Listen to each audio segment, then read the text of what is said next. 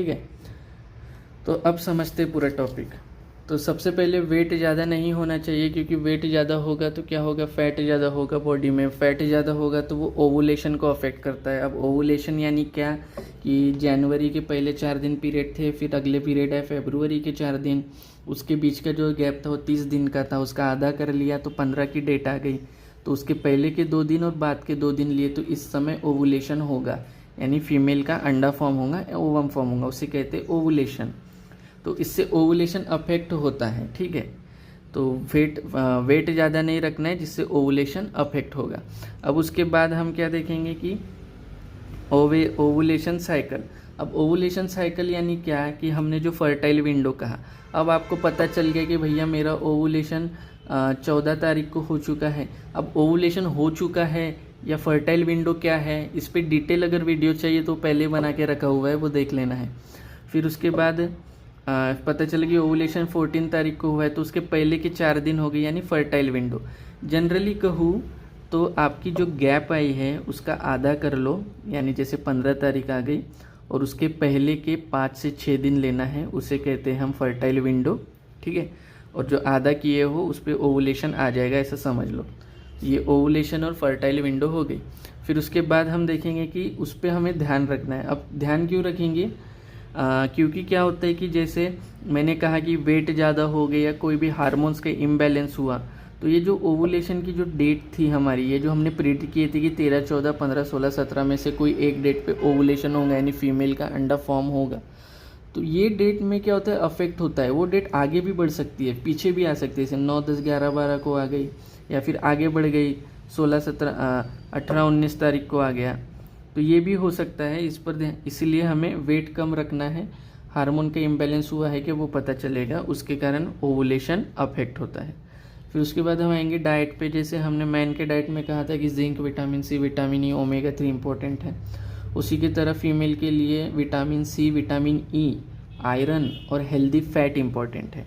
अब vitamin C, vitamin E के लिए हम ऑरेंज, लेमन, कीवी, ब्रोकली, वही वेजिटेबल्स यूज़ कर सकते हैं, फ्रूट्स यूज़ कर सकते हैं। सप्लीमेंट्स भी ले सकते हैं विटामिन सी, विटामिन ई के। फिर उसके बाद होल ग्रेन्स यूज़ करना है। होल ग्रेन्स मीन्स वही अपना वीट वगैरह, वीट, ज्वारी, बाजरा। अब आयरन रिच फूड के लिए हम क्या यूज़ करेंगे, स्पिनच यूज़ करेंगे। स्पिनच मीन्स पालक, and after that broccoli.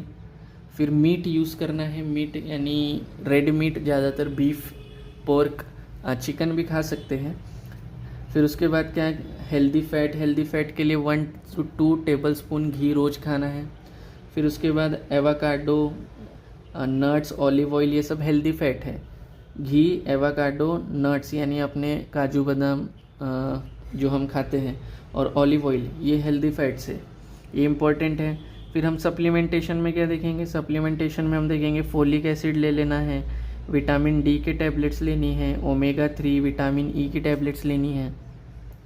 Omega 3 fatty acid, इसकी भी टैबलेट्स मिल जाती है, वो यूज़ कर सकते हैं। फोलिक एसिड की टैबलेट लेना है। जो फोलिक एसिड की टैबलेट है उसकी हम मात्रा रखेंगे 400 to 800 mcg पर डे। तो फोलिक एसिड की टैबलेट लेंगे आप, विटामिन डी, ओमेगा 3 और विटामिन ई, इनके टैबलेट्स आपको लेते रहना है। और जब आप अगर प्लान कर रहे हो कि बेबी करना है, तो उसके 3 महीने पहले से ही ये सप्लीमेंटेशन आप रेगुलर खाना चालू करें, folic acid, vitamin D, omega 3, vitamin E. फिर उसके बाद हम देखेंगे कि स्ट्रेस के लिए वही है कि स्ट्रेस लेने से कॉर्टिसोल हार्मोन सीक्रेट होता है बॉडी में। कॉर्टिसोल हार्मोन को स्ट्रेस हार्मोन भी कहते हैं। अब कॉर्टिसोल हार्मोन क्या करेगा, ओवुलेशन को अफेक्ट करेगा। फिर सारी चीज़ें, जैसे वेट ज़्यादा हो गया, हार्मोन का इम्बैलेंस हो गया, स्ट्रेस लेने से कॉर्टिसोल हार्मोन सीक्रेट हो, ये सारी चीज़ें ओवुलेशन को ही अफेक्ट करती है, ये बात ध्यान में रखना है। फिर उसके बाद हम देखेंगे कि एनवायरमेंटल टॉक्सिन्स। अब एनवायरमेंटल टॉक्सिन्स में क्या आएगा कि प्लास्टिक का यूज़ कम करना है। उसके बाद हाउस होल्ड जो केमिकल्स और पेस्टिसाइड्स है, केमिकल्स मीन्स घर में पोछा मारने के लिए हम बहुत सारे अलग अलग केमिकल्स ही लाते हैं, सैनिटाइजर्स टाइप, तो उनसे ज़रा लॉन्ग डिस्टेंस रखे, थोड़ा कम करें उनका यूज़, और प्लास्टिक का यूज़ कम करना है। उसके बाद पेस्टिसाइड्स वगैरह का यूज़ कम करना है। अब जो हम बाहर से सब्जियां ला रहे हैं उसे धोना है बहुत ज़्यादा अच्छे से, या फिर मीट ला रहे हैं उसे धोना है।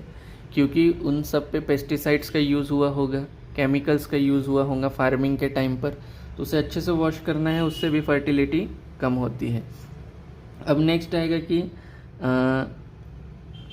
एक्सरसाइज। अब एक्सरसाइज मैंने पहले भी कहा कि योगा मेडिटेशन एक्सरसाइज नहीं है। एक्सरसाइज करना है तो थोड़ा जॉगिंग करना होगा, थोड़ा वेट लिफ्टिंग कर सकते हो, या फिर वॉकिंग करोगे तो वॉकिंग से ज़्यादा अफेक्ट नहीं होगा, ज़रा सा जॉगिंग करना ही पड़ेगा। फिर उसके बाद आप स्ट्रेस मैनेजमेंट के लिए आप मेडिटेशन वगैरह कर सकते हो। एक्सरसाइज के नाम पर आप जॉगिंग करोगे, स्विमिंग कर सकते हो, ये अच्छा हो जाएगा। फिर उसके बाद हम देखेंगे कि कैफ़ीन और अल्कोहल को अवॉइड करना है। आप कैफ़ीन अल्कोहल को कैसे अवॉइड करेंगे? चाय पीना कम करना है, रेगुलर अल्कोहल वगैरह लेना बंद करना है।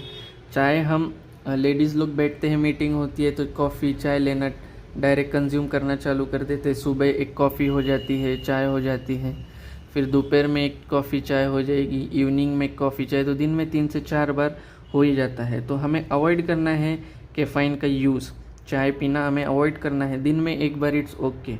फिर उसके बाद हम देखेंगे कि मेडिकल हेल्प क्या के लिए। मेडिकल हेल्प जैसे पीसीओडी कंडीशन हो गई, पॉलीसिस्टिक ओवेरी सिंड्रोम। तो पॉलीसिस्टिक ओवेरी सिंड्रोम में क्या होता है कि जो हमारे ओवेरीज होते हैं उसमें क्या होता है, सिस्ट का फॉर्मेशन होता है। अब सिस्ट माने गांठ, तो ओवेरीज में सिस्ट का फॉर्मेशन होगा। फिर एंडोमेट्रियोसिस हो गया, किसी को थायराइड इम्बैलेंस है, thyroid imbalance TCH, T3 T4 hormone, TSH thyroid stimulating hormone, तो इसमें अगर इम्बैलेंस हुआ तो उसके लिए हमें मेडिकल हेल्प लेनी है। अब स्टे हाइड्रेटेड का मीनिंग क्या है? अब स्टे हाइड्रेटेड यानी रेगुलरली हम जो वाटर का कंजप्शन करते हैं वो वाटर का कंजप्शन ज़्यादा करना है। अब वाटर का कंजप्शन ज़्यादा करने से क्या होगा, फिर वो होगा कि ओवुलेशन अच्छे तरीके से होगा, और आपकी जो ओवुलेशन अच्छे तो होना ही है और बॉडी हाइड्रेटेड रहेगी, जिसके कारण स्पर्म की मोटिलिटी को भी एक तरीके से हेल्प मिलता है और आपकी बॉडी को भी हेल्प मिलेगा, क्योंकि ओवुलेशन अच्छे से होगा तो कंसीव प्रॉपर होगा, तो कंसीव प्रॉपर होगा तो प्रेगनेंसी होगी। तो यही सारे फैक्टर्स हैं जो नेचुरली बूस्ट करेंगे फर्टिलिटी को मैन और वुमेन में। उसके बाद हम सप्लीमेंट के पॉइंट ऑफ व्यू से देखेंगे, यानी कौन सी मेडिसिन खानी है फर्टिलिटी को बढ़ाने के लिए, ठीक है।